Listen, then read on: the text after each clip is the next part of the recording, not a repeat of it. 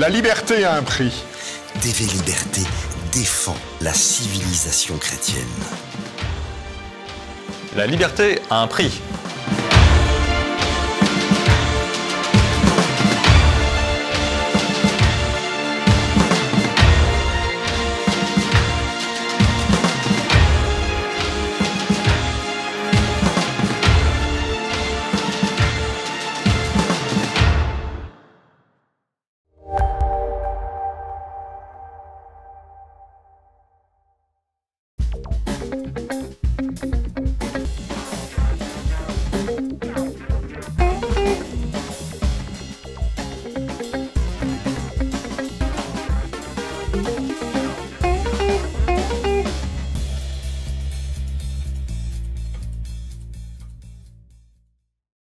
Thomas Perotto, un jeune sans histoire dont la mort tragique a bouleversé la France. Car à Crépol, ce samedi 18 novembre, la fête du village a tourné à l'horreur. Une dizaine d'individus, venus pour la plupart d'un quartier de Romans-sur-Isère, ont mené une véritable expédition punitive.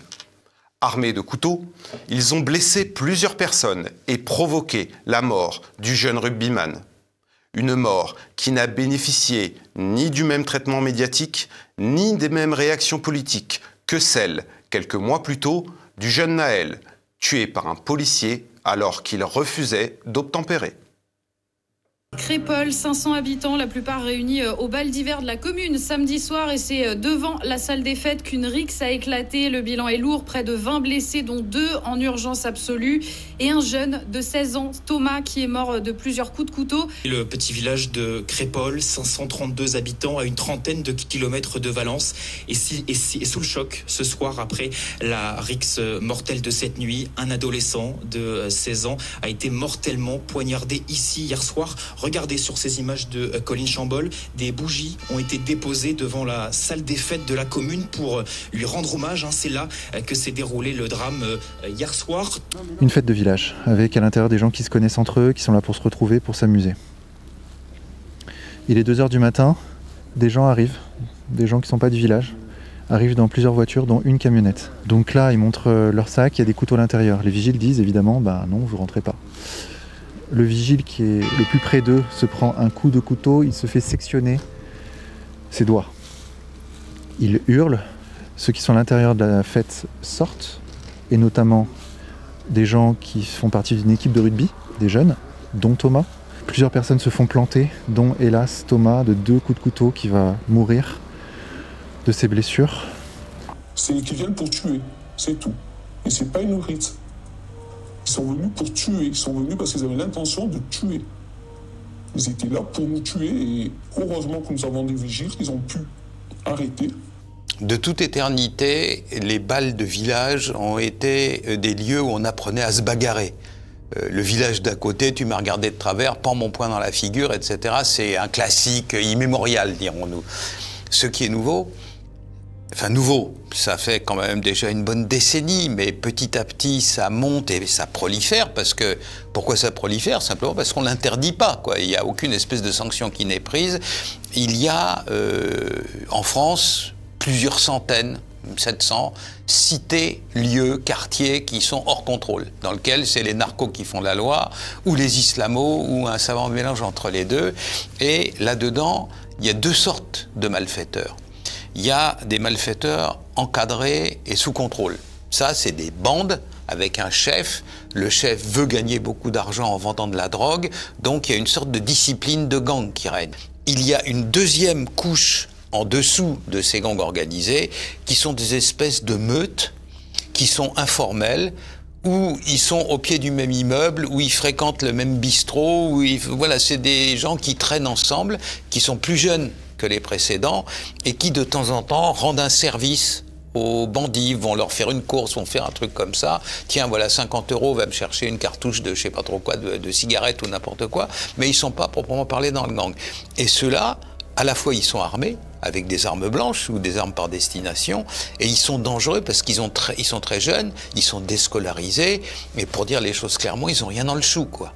Alors, ouais, ces francs, on les aime pas et tout. Et voilà, ben alors à ce moment-là, il y en a un qui m'a regardé de travers, viens. Alors, ils peuvent s'ameuter, une meute, ils peuvent s'ameuter très vite avec les téléphones portables. Et donc, ils trouvent 2-3 voitures qui appartiennent à la maman, à machin, etc. Et ils vont faire une expédition punitive à Crépol. Une rixe, c'est lorsque deux bandes rivales s'affrontent. Là, elle nous dit, ce n'était pas le cas. Il y avait simplement une bande de jeunes extrêmement violents qui voulaient en découdre, qui voulaient s'affronter avec des participants qui étaient festifs, qui participaient à une soirée conviviale dans une très bonne ambiance. Donc... Adé a dit que c'était fini, donc ça devait être 2 heures, moins 1h30, 2 heures moins quart, que la soirée était terminée. Et donc, que les jeunes pouvaient repartir. Et au moment de la sortie, on a vu ça sortir, et on a vu qu'il y en a d'autres qui rentraient, mais vraiment sortir normal, ils rentraient, mais vraiment en force, comme ça on les poussait pour rentrer. Et c'est là qu'on a vu que c'était des jeunes qui étaient en train d'attaquer, quoi. Les couteaux qui étaient, je ne vous mens pas, ils étaient comme ça. Les couteaux étaient au moins de 20 à 25 cm de long. La pointe seulement du couteau. Hein. Quand les videurs ont fouillé, il y avait déjà des couteaux de 25 cm. On en a récolté 2 qui ont été donnés à la gendarmerie. De toute façon, on ne vient pas en soirée avec des couteaux. Si vous venez avec un couteau, c'est parce que vous avez l'intention de faire la merde, en parlant poliment. C'est qu'ils viennent pour tuer, c'est tout. Et c'est pas une rite. Ils sont venus pour tuer. Ils sont venus parce qu'ils avaient l'intention de tuer. Ils étaient là pour nous tuer et heureusement que nous avons des vigiles qu'ils ont pu arrêter. Parce que s'il n'y avait pas ces vigiles, peut-être qu'on ne serait plus là pour vous raconter quoi que ce soit. Les enquêteurs progressent vite, c'est ce que dit le communiqué publié hier par le procureur de Valence. L'identification des membres du commando qui a donc attaqué cette fête de village dans la nuit de samedi à dimanche est en cours. Ils sont en garde à vue depuis plus de 24 heures maintenant. Les 9 individus interpellés présentent des profils différents. Qui sont-ils? 3 d'entre eux sont mineurs, tous âgés de plus de 16 ans. L'un d'eux est d'ailleurs déjà placé sous contrôle judiciaire, car mis en cause dans 2 affaires délictuelles. Les 6 autres sont donc majeurs. 4 ont un casier judiciaire, notamment pour des infractions routières, à la législation sur les stupéfiants ou des faits de violence aggravée.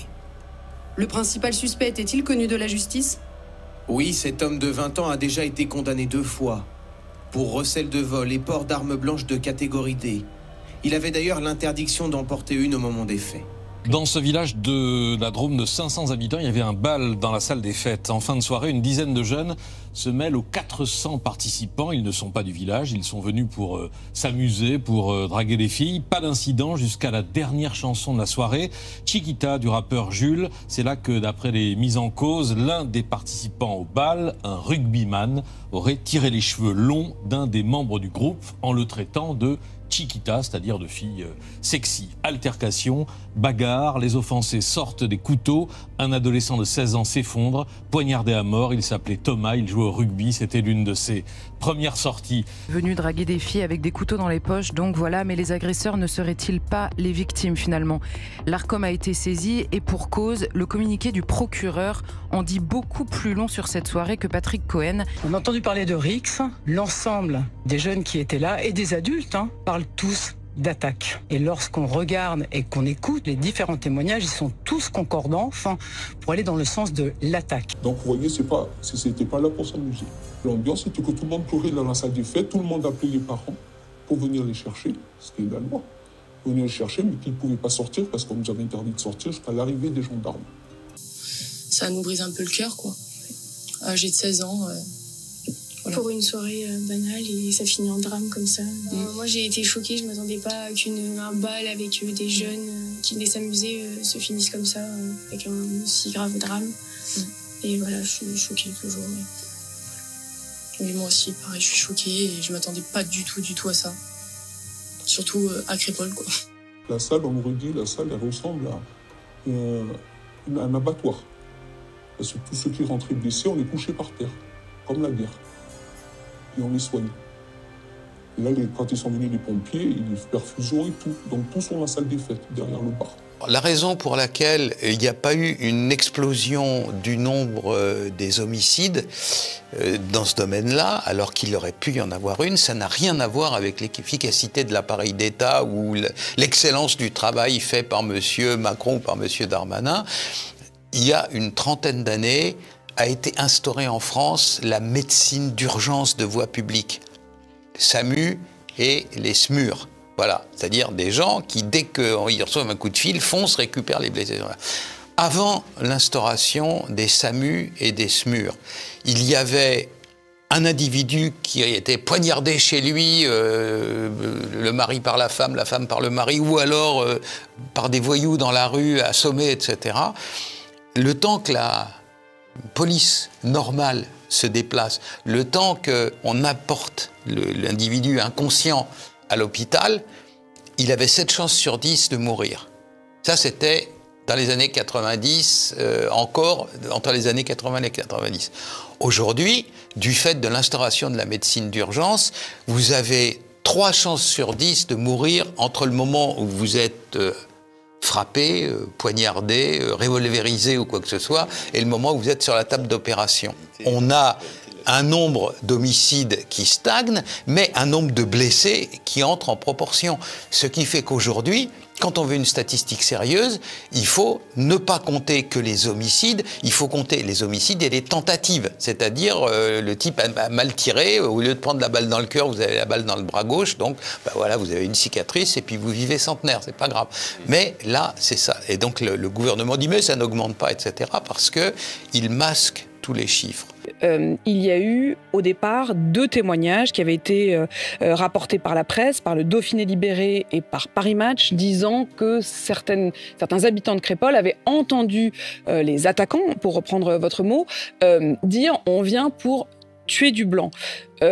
Mais la justice, le procureur, a dit « oui, il y a 9 des personnes qui étaient présentes dans la fête qui disent avoir entendu en effet des propos de cet ordre. Pour autant, il ne retient pas le caractère raciste de l'attaque. Si je vous écoute, pour vous, ça ne fait aucun doute et le simple fait d'en douter ne ferait qu'aggraver les choses ? Moi, je pense que la première des choses, ce serait de le considérer, quitte à l'analyser après. Je pense que là, c'est le rôle de la justice, mais je pense qu'il faut que... Enfin, c'est même pas je pense, je dis qu'il faut que ce soit pris en compte. Il y a un problème que nous n'arrivons pas à comprendre, c'est la reproduction du racisme subi en racisme exprimé. C'est la même chose en matière de violence.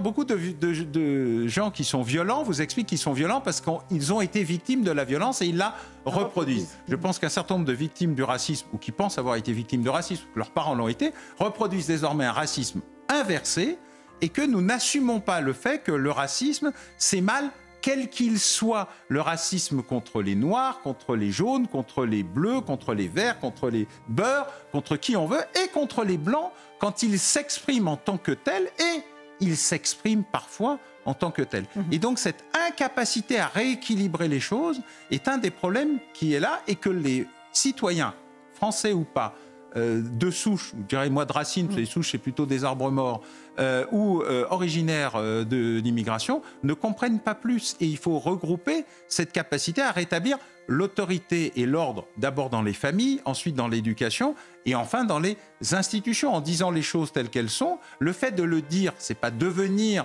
raciste ou xénophobe ou autoritaire, c'est rétablir l'ordre, et l'ordre, c'est le cœur même de ce qui fait vie en société.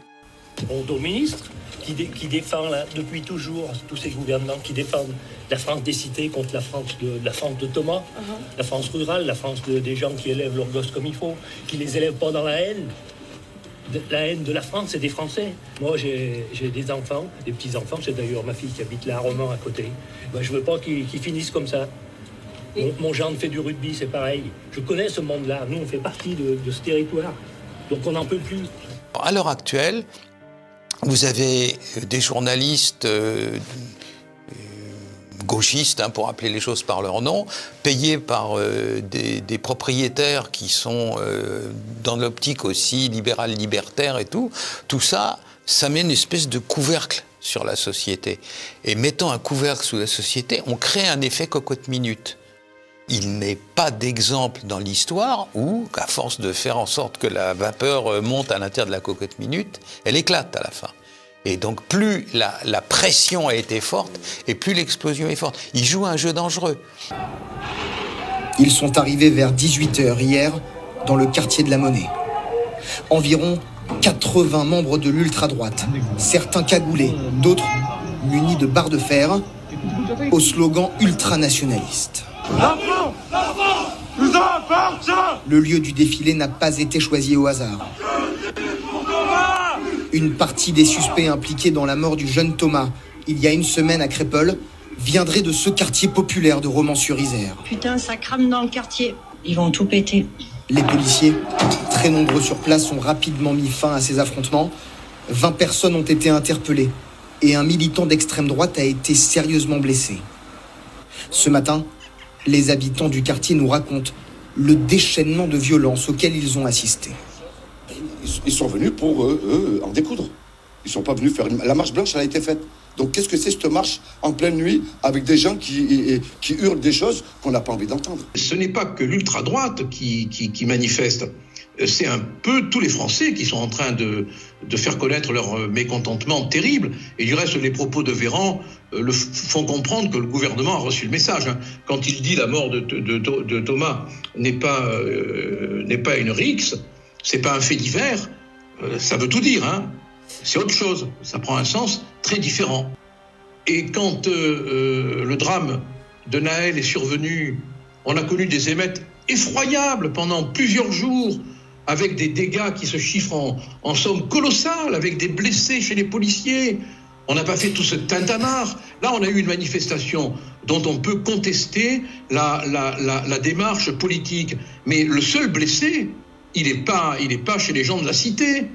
Il est chez les manifestants. L'État, il voit là se constituer des petites factions, des petites milices citoyennes, des voisins vigilants de plus en plus, parce que les gars se disent ouais, l'État fait rien, l'État répond pas au téléphone, donc à un moment, on va pas se laisser massacrer.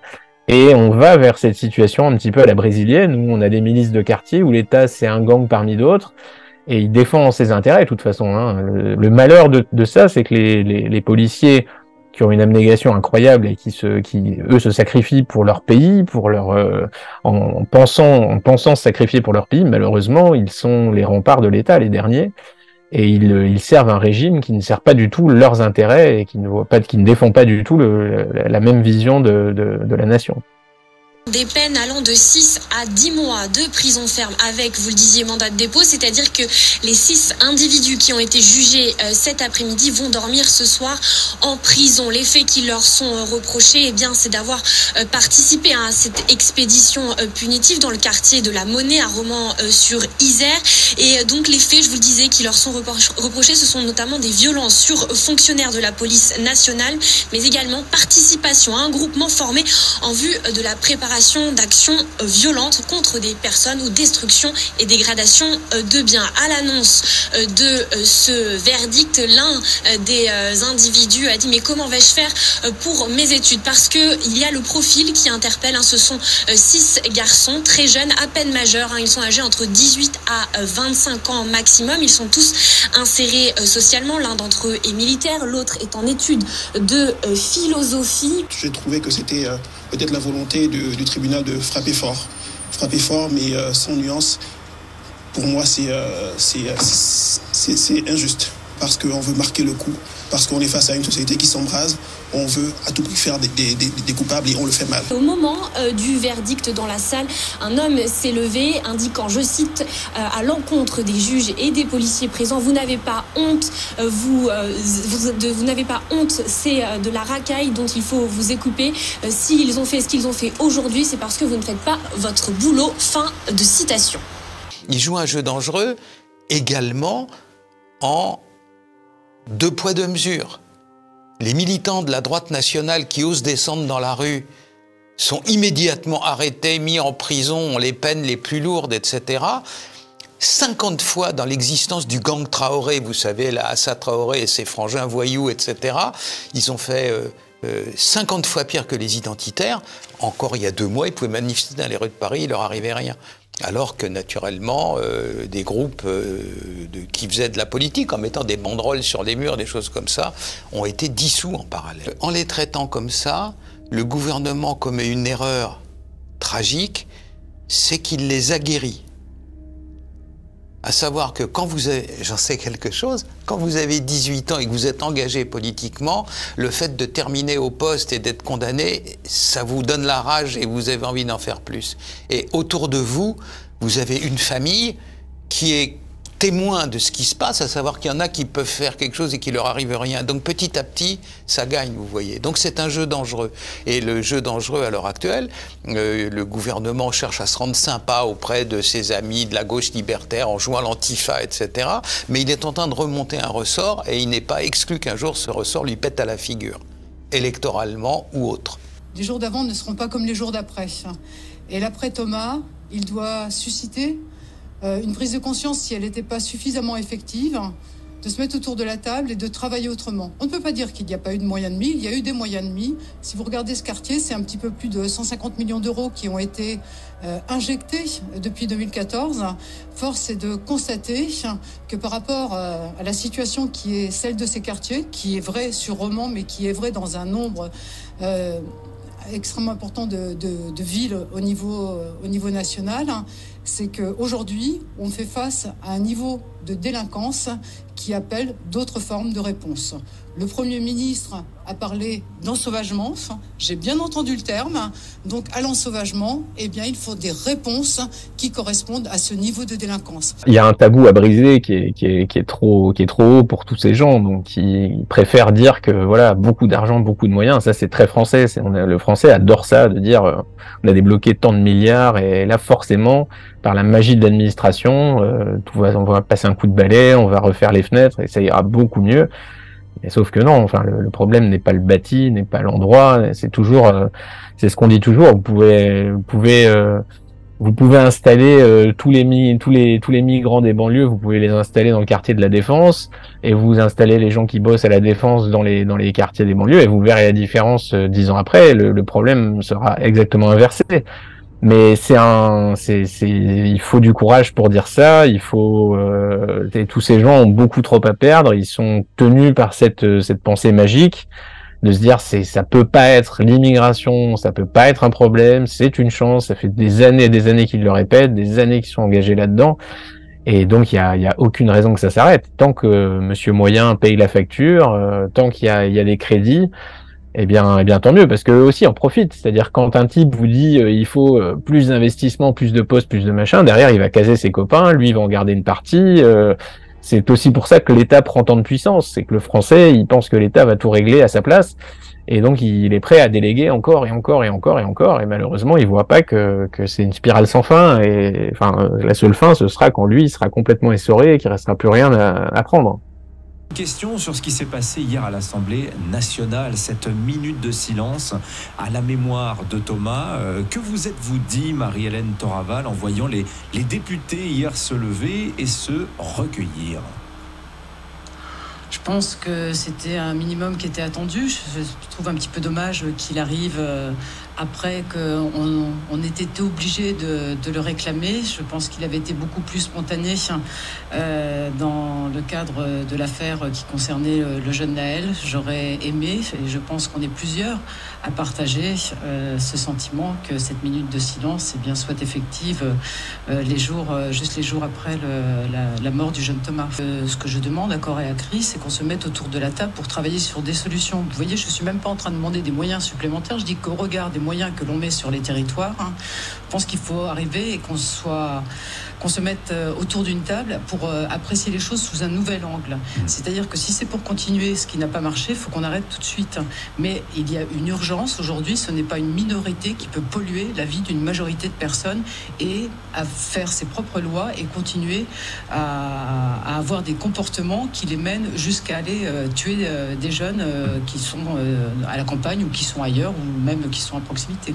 Monsieur Macron a systématiquement cassé tous les instruments qui permettaient de savoir si la criminalité montait ou descendait. Vous savez, les fact-checkers, ceux qui vérifient la vérité des choses.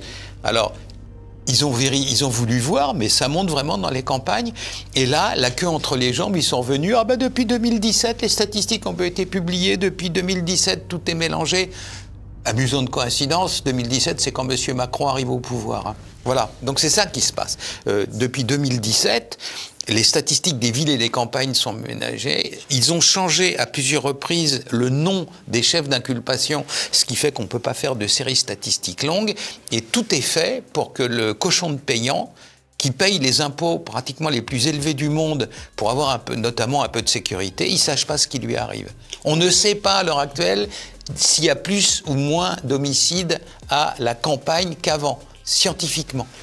On agresse les élus locaux, on agresse les instituteurs quand on ne les tue pas, on agresse tous les représentants de quelque autorité que ce soit, de quelque uniforme que ce soit, de quelque tenue que ce soit, des postiers en passant par les électriciens ou les gaziers, les infirmiers. La situation dans les urgences nécessite aujourd'hui quasiment d'avoir un quart de CRS devant, parce que la violence est devenue l'élément normal de régulation de la vie, parce que nous avons modifié nos règles, nous ne les appliquons plus, et quand on ne les applique plus, nous ne sanctionnons plus le non-application des règles. C'est un problème global de la manière dont nous voulons que notre société soit régulée, et donc d'application de la loi. Ce qui provoque ces drames-là, c'est l'existence sur le sol français de quartiers hors contrôle dans lesquels l'ordre républicain, comme on dit, vous savez, emphatiquement, n'est plus respecté. Et donc, quand on n'est pas capable de réprimer les petits actes délictueux, on n'est pas plus capable de réprimer les autres. La police n'a pas d'informations, elle n'a pas de tuyaux, elle n'a aucun contrôle. Et donc, aujourd'hui, on a affaire, comme d'habitude en pareil cas, à des gamins qui disent « Ah, mais c'est pas moi, c'est l'autre », ils se renvoient la balle, etc. Et quand il n'y en a pas un qui craque et qui avoue, à la fin, on aboutit, ce qui rend la population encore plus furieuse, à des verdicts bâtards où c'est 1 an par-ci, 2 ans par-là, et on n'arrive pas à vraiment condamner les gens. On parle souvent des zones de non-droit. En fait, les zones de non-droit, ça n'existe pas. Le droit n'est pas quelque chose, n'est pas forcément quelque chose d'écrit, ce n'est pas forcément un code. Prenez les Anglais, par exemple, ils ont très peu de lois écrites. La plupart, ce sont les juges qui les décident. Le droit, c'est l'ensemble des règles de vie qui se forment dans une communauté humaine. Mais si vous voulez, à la préhistoire, ils avaient un droit. Si vous alliez draguer la copine d'un homme préhistorique à côté de vous, et dans le droit de cette tribu-là, c'était peut-être une grave offense, certainement. Il allait vous donner un coup de gourdin sur le crâne. Donc, c'est un droit. Les zones de non-droit qu'on applique aujourd'hui, c'est des zones de non-république finalement. C'est que l'ordre de l'État français ne s'y applique pas. Mais un autre ordre s'y applique, un autre droit s'y applique. Donc ce qu'il faut, c'est faire en sorte que quand ils agissent la première fois, mais très vite, ils soient punis pour leurs actes. Parce que comme ils n'ont rien dans le chou, si la sanction tombe 6 mois après, ils ont complètement oublié. Vous avez un gamin un petit enfant qui fait une bêtise, vous le punissez 6 mois après, il comprend rien, quoi. Là, ils ont à peu près le même état d'esprit, donc c'est la raison pour laquelle il faut, dans les mesures de ce que dit la loi, les sanctionner. Voilà. C'est simple, et ça n'est pas fait, ça n'est jamais fait. La police rentre très exceptionnellement dans ces quartiers-là pour y taper un chef de gang ou un chef de trafic de drogue, etc. Mais les petits dont je vous ai parlé, ils sont sur le côté, ils jettent les cailloux et il leur arrive rien.